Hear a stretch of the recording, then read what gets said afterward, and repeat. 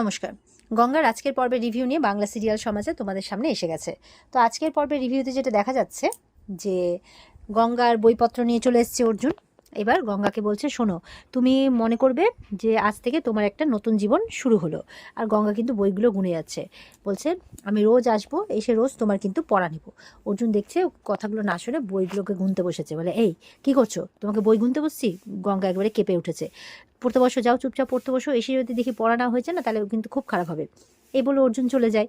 তো এবার গঙ্গা কিন্তু বসে বসে অনেকক্ষণ ভাবছে ব্যাপারটা নিয়ে, মানে আর হজম করতে পারছে না।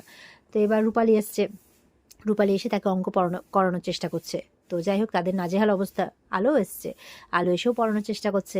গঙ্গা তো জলের গ্লাসের পর জল খেয়েই চলেছে আর কি। আর ওরা হাঁপিয়ে উঠেছে পড়াতে পড়াতে, আর পারছে না। মানে গঙ্গার তো পড়াতে মনোযোগী হচ্ছে না, উল্টে জল খেতে যাচ্ছে, কখনো খাবার খাচ্ছে, এইসব করে যাচ্ছে। তো এরপর ওরা যখন চলে যায়, গঙ্গা পুরো ঘর জুড়ে ভেবেই যাচ্ছে, কিন্তু কিছুতেই আর পড়ায় মন বসাতে পারছে না। ওর বিরক্ত এসে গেছে।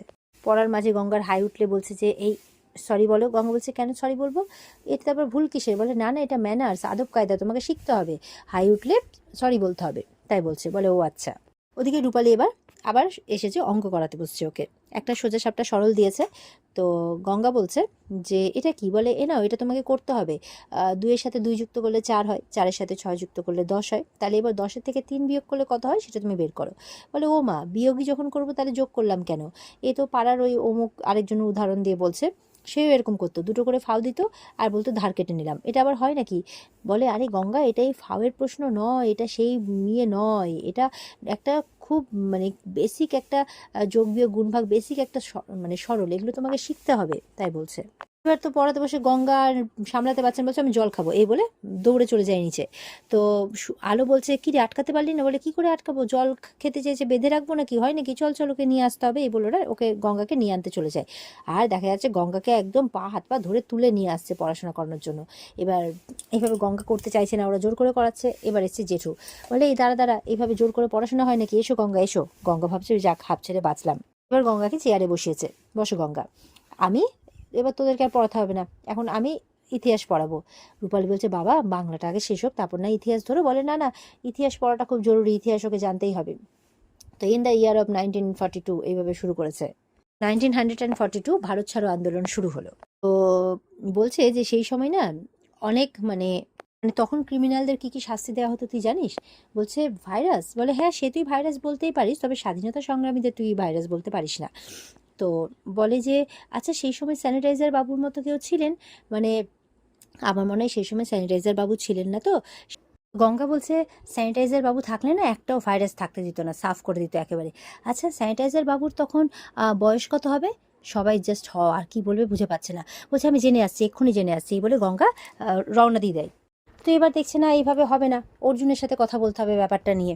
তো এবার সবাই মিলে বাইরে মানে ইয়ে করেছে, জট পাকাচ্ছে, কথাবার্তা বলছে। আর পিয়ালি বলছে আমি একটু চা করে আনি, সবার জন্য চা করতে গেছে। তো এবার অর্জুন এসছে, স্বাভাবিক ব্যাপার। তো তার আগে আবার আরেকটা কাণ্ড ঘটেছে। এই যে যখন পড়াশোনা চলছিল, রূপালীরা পড়াচ্ছিল, তখন ওখানে শালমলি এসেছিল। কি পড়াশোনা করানো ভালো চলছে? তোমার ছাত্রী কেমন পড়াশোনা করছে? তো রূপালী বলছে তুমি মজা উড়ানো ছাড়া কোনো কিছুই করতে পারো না, তাই না বৌদি? একজন মানুষ পড়াশোনা শিখছে, হতেই পারে তার ছোটোবেলা থেকে সেরকম কোনো অভ্যেস ছিল না বা অভ্যেস তৈরি হয়নি, তাতে কি হয়েছে? হতেই পারে, সবাই যে আমাদের মতো প্রিভিলেজড হবে তা তো নয়, তাই না? তো এরকমভাবে শালমলিকে কথা শুনিয়ে দেয়, শালমলি ওখান থেকে চলে যায়। তারপরে বাইরে শুরু হয়েছে ওদের আলোচনা। তো সেখানে অর্জুন এসে বলছে কি হয়েছে? তো জেঠু বলছে না না, সেরকম কিছু নয়, আসলে কি বলতো, সবার তো আর একই রকমভাবে পড়াশোনা করার অভ্যেস গড়ে ওঠে না, তাই না? সবার তো পড়াশোনা করাতে মন নাও থাকতে পারে। তো তুই অন্য কিছু নিয়ে ভাবতে পারিস, তুই তো ওকে পায়ে দাঁড় করাতে চাইছিস, নিজের পায়ে প্রতিষ্ঠা করতে চাইছিস, তো অন্য কোনো ব্যাপার নিয়ে ভেবে দেখতে পারিস। তো তাহলে আর হয়রান হতে হয় না কাউকে। অর্জুন বলছে ও আচ্ছা, এবার ব্যাপারটা আমি বুঝতে পেরেছি, এই হয়রান এটাই হচ্ছে মেন কারণ, তাই তো? ও নিশ্চয়ই হয়রান করে রেখেছে। ঠিক আছে, এটা ওর একটা ট্র্যাপ, বুঝতে পারলে, পড়াশোনা না করার একটা ট্র্যাপ। এই বলে অর্জুন বলছে আসছি আমি। এবার সবাই ভাবছে কোথায় গেছে কোথায় গেছে। একটা কঞ্চি লাঠি নিয়ে এসেছে, গঙ্গাকে পিটাবে, পিটিয়ে পিটিয়ে মানে পড়াশোনা করাবে, মানে পড়াশোনা না করলে ওটা দিয়ে পিটাবে, এরকম একটা ব্যাপার। তো বলছে এটা কেন? বলে এবার পড়াশোনা করবে, এবার দেখি পড়াশোনা না করে ও কোথায় যায়, কি করে না পড়াশোনা করে। যাও তোমরা ঘরে যাও, আমি দেখছি ও কি করে না পড়া করে, আমিও দেখছি। বলে সাবধানে, হ্যাঁ সাবধানে, সবাই সাবধান বলে টলে চলে যায় ওখান থেকে। এবার ঘরে গঙ্গা আসছে, দেখছি কেউ নেই, বলে বাবা বেঁচেছি, না হলে সবসময় খালি পড়া পড়া, মাথা ব্যথা ধরে গেছে আমার। আমিও দেখি কিভাবে গঙ্গাকে পড়াশোনা করাই কেউ। এবার অর্জুন এসছে, তোমার পড়াশোনা করবে না, তোমার ঘাড় করবে, যাও পড়তে বসো। এবার হাতে কঞ্চি লাঠি দেখতে পেয়ে ভয়ে গঙ্গা বিছানায় উঠে গেছে। স্যার স্যার শুনুন, বলে নামো বিছানা থেকে, নামো, চুপচাপ পড়তে বসো, না হলে না, বলে স্যার আমার মাথায় না পড়াশোনা ঢুকবে না, মাথায় গোবর পোড়া, অনেকেই চেষ্টা করেছিল পারিনি, আপনি শুনে দেখুন। বলে এবার দেখছি তোমার মাথায় পড়াশোনা কি করে না ঢোকে। এই বলে বলছে নাও বই নাও। তো এবার গঙ্গা একটা বই দিয়েছে ভয়ে ভয়ে, আর অর্জুন তো কঞ্চির বাড়ি বিছানাতে মারছে, ভয় দেখাচ্ছে। তো অর্জুন এবার একটা কবিতা বলছে, বলে ঠিক আছে চলো কবিতা দিয়ে শুরু করো। তো আমাদের ছোট নদী চলে বাঁকে বাঁকে, ওই ওই একটা কবিতাটা আর কি, মানে আছে যে কবিতাটা আমাদের মানে ছোট নদী চলে বাঁকে বাঁকে, এই কবিতাটা পড়াচ্ছে, দু লাইন করে পড়াচ্ছে। প্রথম লাইনটা ঠিকই বলছে ভয়ে ভয়ে, সেকেন্ড লাইনটা উল্টোপাল্টা করে দিচ্ছে। বলে দাঁড়াও তোমার আমি বের করছি। এই বলে গঙ্গা বলছে না না স্যার, মারবেন না মারবেন না। আর ঠিক সেই সময় হাততালি দিতে দিতে আবার অর্জুনের মা ঢুকেছে, যে বাহ, বাড়িটাকে তো সার্কাস বানিয়ে রেখেছো দেখছি, সকাল থেকে তো এই সার্কাসই চলছে বাড়ির মধ্যে, তো কি করতে চাইছো শুনি।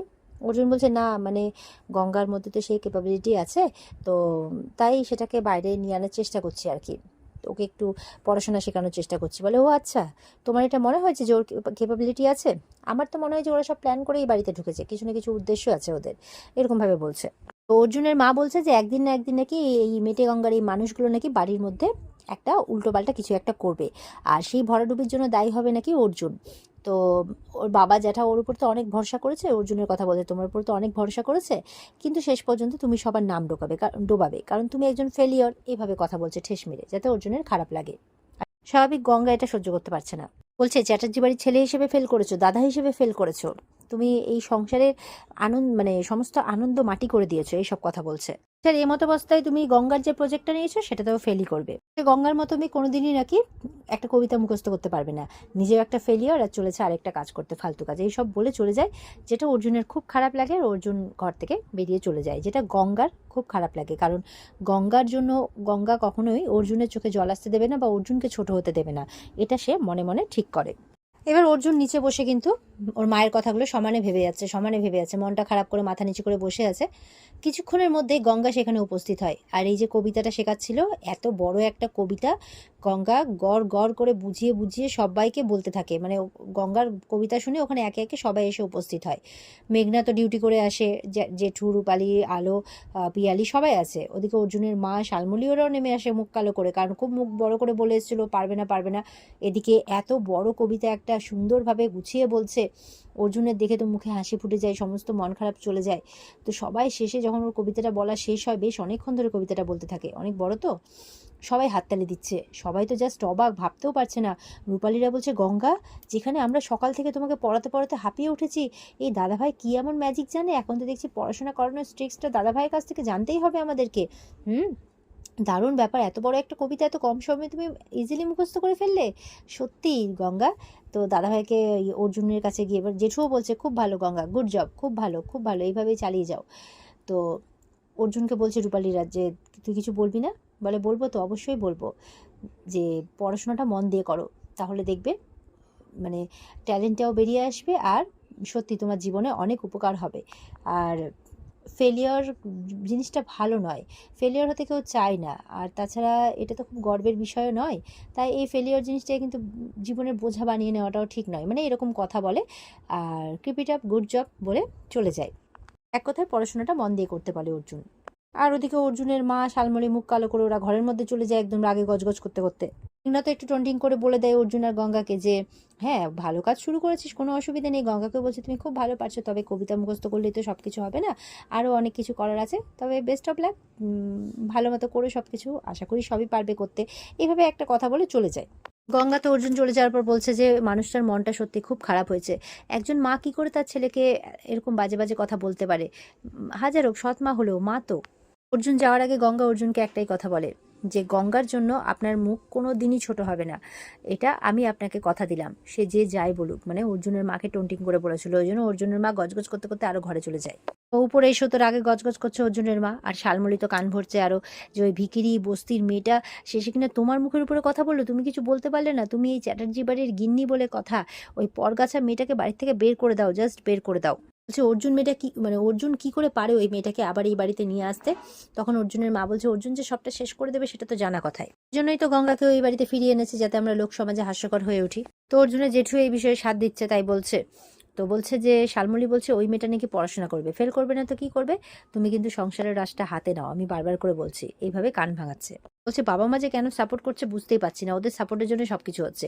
আর ওদিকে লালি, সায়ন, রূপালী সবাই মিলে একেবারে উঠে পড়ে লেগেছে।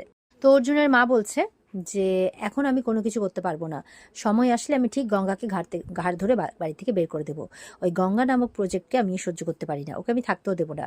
তবে সবার মাঝখানে দাদা আছেন, দাদার মানে বিপক্ষে গিয়ে আমি কোনো কাজ করতে পারবো না, তাই আমাকে একটু সময় দাও, এভাবে বলছে। আর এই কথা বলতে বলতে কিন্তু এখানে আজকের পর্ব শেষ হয়ে যায়। তো এই ছিল আজকের পর্বের রিভিউ। ভালো লেগে থাকলে পর্বকে লাইক কমেন্ট করে জানাতে ভুলবে না, আর আমাদের সাথে জুড়ে থাকতে চ্যানেলকে সাবস্ক্রাইব করতে ভুলবে না। দেখা হচ্ছে তোমাদের সাথে আগামীকালকে। সবাই খুব ভালো থাকবে। আজকের মতো পর্বের রিভিউ এই পর্যন্ত। আর বিস্তারিত দেখতে অবশ্যই স্টার জলসার পর্দায় চোখ রাখবে। টাটা।